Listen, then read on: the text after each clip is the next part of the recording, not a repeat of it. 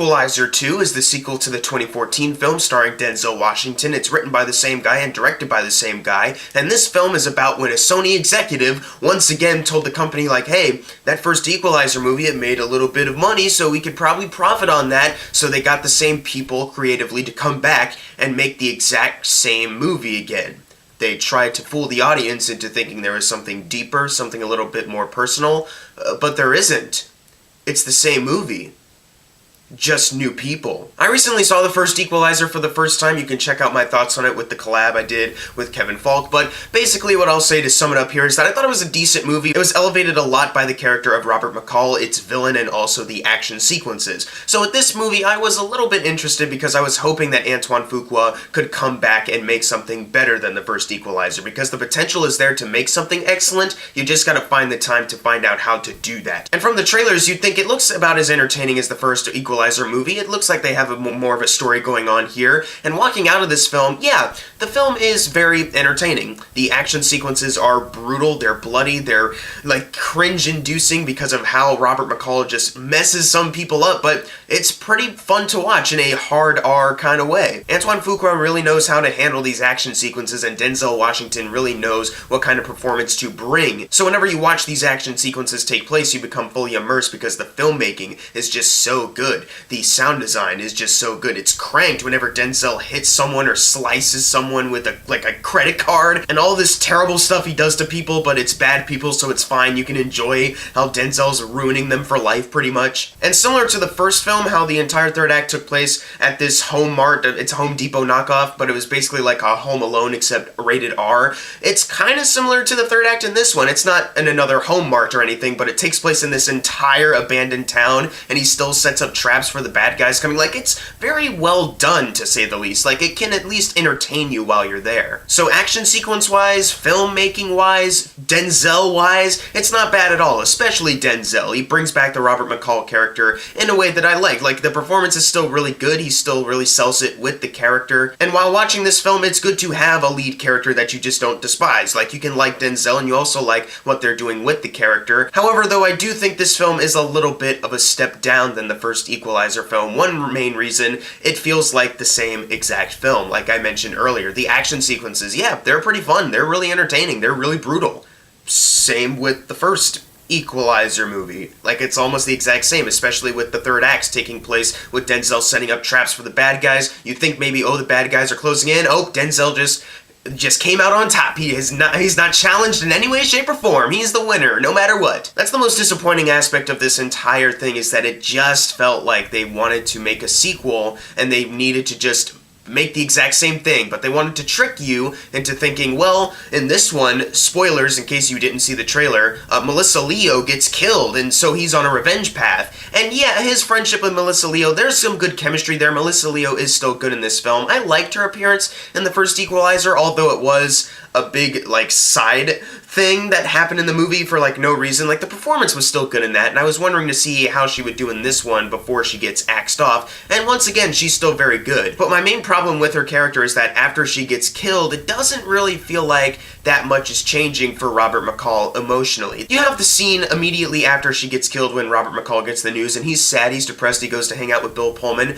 and it's like, oh, this is really sad for me. But then he just kind of, like, the next scene, he just acts entirely the same way he did in the last one. He's not angrier. It seems like he just acts the same cool Denzel way that he always has been. And by the end of the movie, you want to feel like you're having a satisfied conclusion. You want to feel like Denzel just went through a very satisfying and challenging emotional arc, but it just doesn't. You see him do a lot of the same Denzel stuff he did in the last one, the same kind of action stuff. And he's never challenged either. Like, this death isn't, like, distracting him from, like, coming on top of people. Like, no, like, he beats people very easily. Like, there's no physical conflict with anyone here. Just, he's Denzel, so he's gonna win no matter what. So really, killing off Melissa Leo is only there just so they can have an excuse to have a plot, and it just feels so wasted in that sense. If you're not gonna delve deep into the psyche of that, then why is it here? Especially with the twist regarding the villain of the film. Now, spoiler alert, it's not really a spoiler because you can literally look at this actor's previous film, Kingsman: The Golden Circle, and you know you know who the villain is. So spoilers, 5, 4, 3, 2, 1, it's Pedro Pascal. He's been typecast as the good guy turned bad guy. And this is a character that they've written that says he is a friend of Robert McCall from the past. He mourned for him when he faked his death, but now they're reunited again. Isn't that so great? There's no time in the beginning where they build up that friendship that they used to have. It's just Denzel shows up once and Pedro's like, oh my god, I mourned for you when you died and junk. Remember all this time when we were friends? Oh, that was cool. Let's progress the plot now. They don't take any time to set up how their friendship was. You don't even really feel like there was much to their friendship when they actually start talking about it either. It just feels like two actors were hired to play characters who have a past, but they didn't really write a whole lot for them, so they're like, alright, we'll make the most of it, I guess, with performances. And Pedro Pascal is a good actor, don't get me wrong. His character here, though, is very weak, because not just the friendship stuff at the beginning, but once you do make that turn with his character, you also don't feel like that's affecting Denzel Washington's character in any way, shape, or form. Once again, he's been acting the same exact way he's acted in the last Equalizer movie and for the hour that preceded this. Like, Pedro Pascal's change of character doesn't affect him in the slightest. He just is like, alright, well now I gotta take you down. It's not, oh, you're my best friend, now I gotta fight you. That's not distracting him either from getting beat up or anything. No, he's just still on top of everything that comes his way. You can make an action movie that's very entertaining, very bloody. You can have a lead character that's very likable and well performed. But if you're gonna have a main character who's not really emotionally challenged in any way, shape, or form, or physically, and if you're gonna have a arc that's just barely fleshed out, like, at all, it's like the bare minimum of what an arc can be, then what do you expect your movie's gonna turn out to be? It's just gonna turn out to be a really mediocre thing. Especially if your main villain doesn't challenge the hero. Like in the first Equalizer movie, the villain I think is much better. Sure, the other Russian side characters were a little cartoony, but the main guy, who looked like a discount Kevin Spacey, he actually offered a really great antagonist role for Denzel. In this one, I felt nothing for Pedro Pascal. Like, I thought instantly, like, Denzel can take him down. Even though the bad guys are supposed to be, like, in the same government program that Robert McCall was in, nope, they fall for all of his traps and they all get killed in the end. I know that's a big spoiler, they all die, but what did you expect?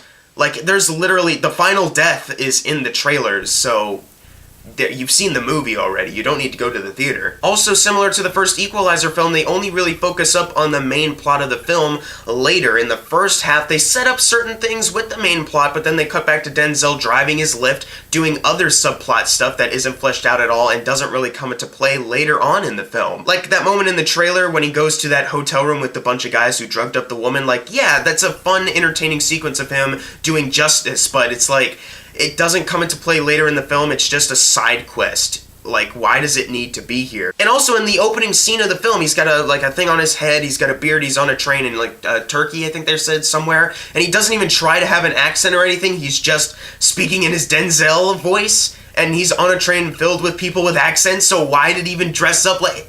It's dumb, but at least he beat up people, so that was fun. But once again, that just felt like another unnecessary side quest that doesn't come into play at all later in the film. There's also one where he's driving around this old man, that the old man doesn't get into, like, any trouble or anything later, but he's just driving him around, and, you know, they try to pull some emotional stuff with it, but what was the point? Like, it literally has no point in the movie. I heard it recently described as this, like, it feels like a season of a TV show crammed into a movie's length, and I couldn't agree more with that. I know that's what another reviewer said, I forget who, but another reviewer said that, and I know that's what they said, but it's so true. Like, you watch this movie and I'm thinking, this could have made a really great dark and gritty, like, Netflix show. You can binge it all, and you can see all of these other side plots happening, but you see the main one still develop, and then they start to focus on it in the later half of the season. Like, that does sound like a really good, like, television season. These movies should be TV shows, but they aren't. However, one of the subplots that Denzel follows is one involving a character named Miles, played by Ashton Sanders. He was an actor from Moonlight,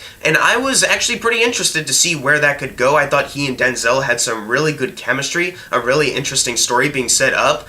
But then, after a while, it kind of pitters out, and once you see where the rest of his character, Miles, goes, I was pretty disappointed, to say the least. Like, I didn't think they really worked on that at all. It wasn't satisfying. It just felt so unnecessary and a complete waste of what that subplot could have been. Like, maybe that should be the whole movie, just that one subplot. Try to flesh that out more.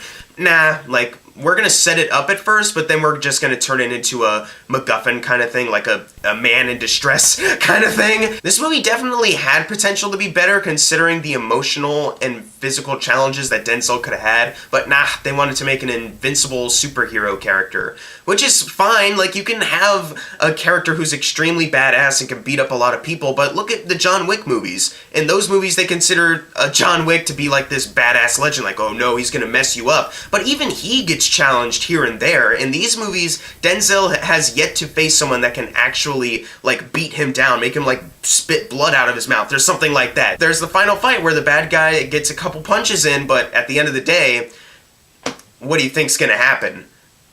Honestly, what do you think? I'm gonna give The Equalizer 2 a C+.